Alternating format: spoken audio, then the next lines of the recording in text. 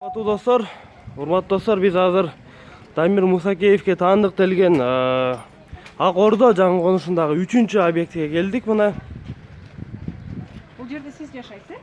Мен салатам мен. Азыр айтып берсеңиз, бул сиз айтып берсеңиз ошону. Эң улуу айкеси болом мен Дамирдин. 2014-жылдан бери ушул үй салып келдим. Ушул деңгээлге жеттик. Ушул канча 5-6 жыл дегенде. Кээ бир кемелер, чиновниктер арасынан бир 10 күндө бүтүрөт да мындай үйдү. Биз мына эл катары эле кирпичин алып, салып өзүбүздүн эмгегибиз менен мунун баары тең. Дамир Бекин тиешеси жок. Дамирдин эч бир жакка тиешеси жок. Муну атам мага энчилеп, энчи деген сыяктуу кылып берген. Атама катталуу, папама. Анан ошону мына айлык алып мен 2014-жылдан бери аскер кызматында иштегем. Анан отпускноюбуз бар, айлыгыбыз бар. 2011-жылы гана үйлөнгөм. Мен 2000 үйлөнөрдүн алдында алгам участогун. Ошондон бери өзүңүз салып келатасыз. Ушул жер 2011-жылы алынган, 2011-жылы доверенность менен 2014-жылы атама катталган. Өзүңүз таасызбы? Көлдүк болом. Дамир Мусакеев. Дамир Бекин улуу байкеси. Ичиң келип калсаңар да бүтүр. Көрсөңүздөр болот. Бул уже живет? Нет. Дамир Бекин. Жок. Бизге азыр ошо Дамир Мусакеевдин бир тууган агасы Замир Мусакеев азыр ушул үйдү салып атканын айтып берди.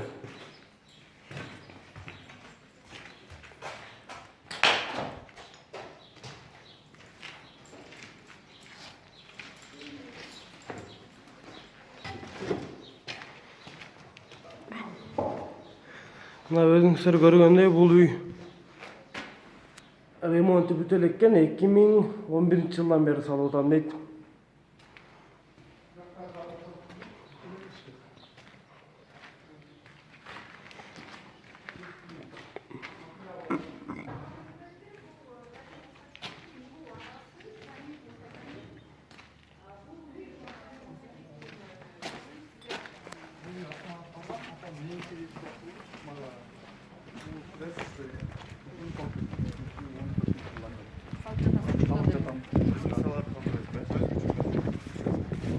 Жашайт турбайсызбы андай? Азыр бул үйдө жашабайт.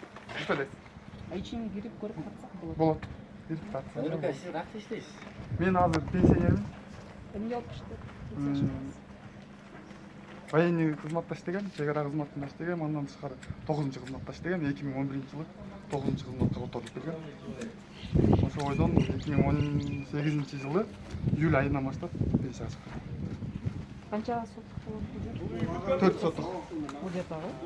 2014-жылдан баштап бул жерде ремонт иштеп жүрүп жатат. Тройка жүрүп жатат. Бул үйдүн ээси Канча сомго алдыңыз силер жакты? Ошол маалда доллар 40 доллар болчу. 40 сом курсу. Ошондо 3000 доллар деп алынган 120 000 сом. Кайсы жылы болду? 2011-жылы. 2016-жылы алгансыз. Дамирдин эң улуу байкеси болом, Дамир Мусакеев. Учурда эч жакта иштебейсиз. Азыр эми кантип иштебейбиз? Иштейбизби? Коммерция менен, бирөөлөр менен. Бизнес эмес. Охрана агентстволарда. Бул сиздин үйүңүз деп айтып атпайбы? Эмне үчүн өзүңүзгө каттаткан эмессиз? Бул дагы бир жолу айтып кетейин, атам энчи сыяктуу кылып берген.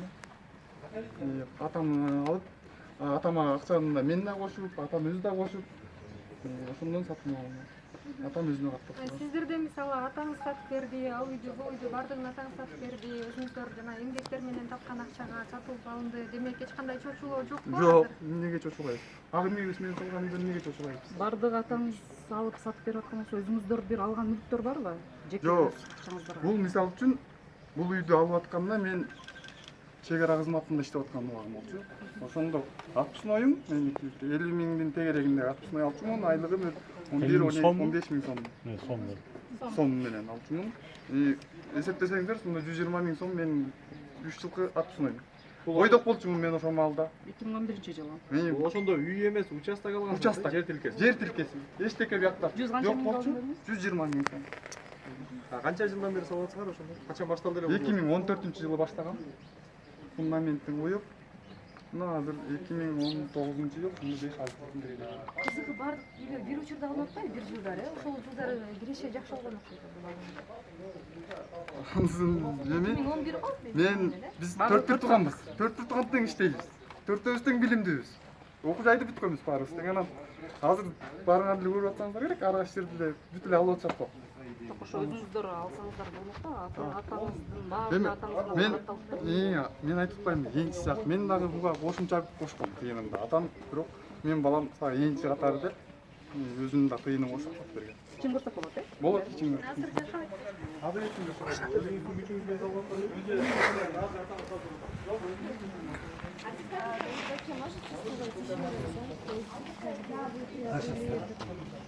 Можно чуть-чуть, да?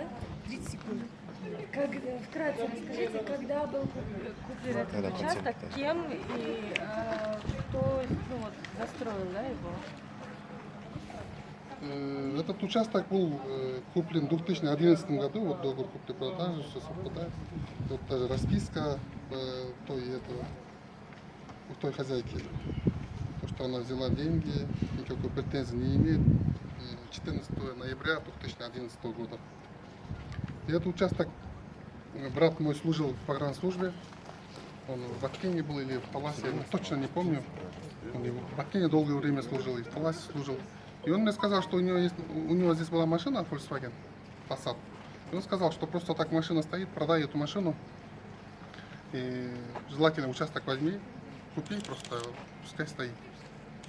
Когда деньги будем строиться. И я продал эту машину и купили вот этот участок. В то время брат был, я же говорю, не в Бишкеке, поэтому я позвал отца, а мама постоянно в торговле была. И надо оформить в то время. И с того времени строится, вот, недостроен еще.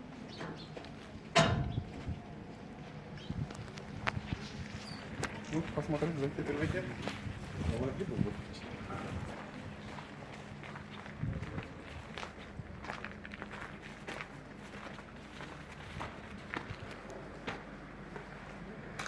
Урматтуу достор, бул Дамир Мусакеевдин атасына таандыктырген үйлөрдүн бүт бардыгы эмнегедир 2010-2011 жылдары сатып алынган. Ошондон бери үй салып келатышыптыр, курулушу бүтө элек экен.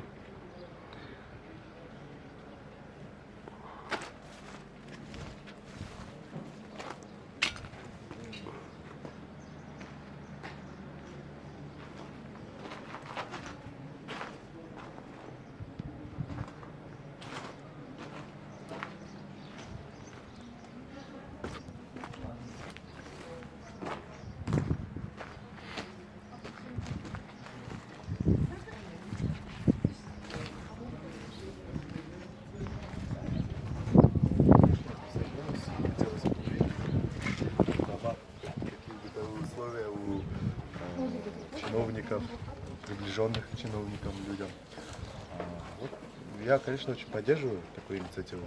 Не только Раима Миллиона, но и других, например. Хотел бы увидеть, в каких условиях живет, например, Асылбек Шарифович. Очень было бы интересно. Я думаю, многим журналистам было бы интересно, как вообще живут чиновники, потому что зачастую эта информация закрытая, мало кто знает, кто где живет. Вообще, в идеале было бы бы хорошо, если бы эта информация была вообще доступна. Ну, на моей памяти вот такого рода престора погибают. Они вот высоки после того, как им предъявляется обвинение. После генеральной прокуратуры. Вот нам дождаться обвинений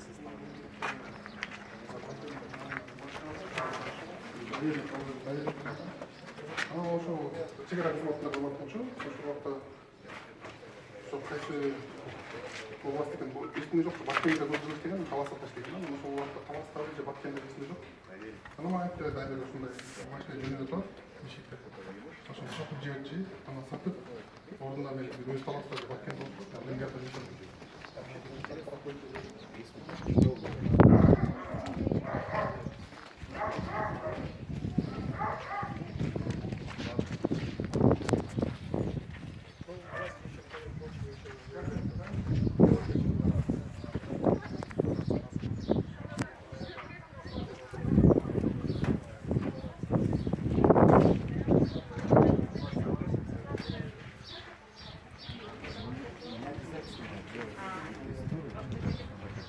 оформить закон. А как бы?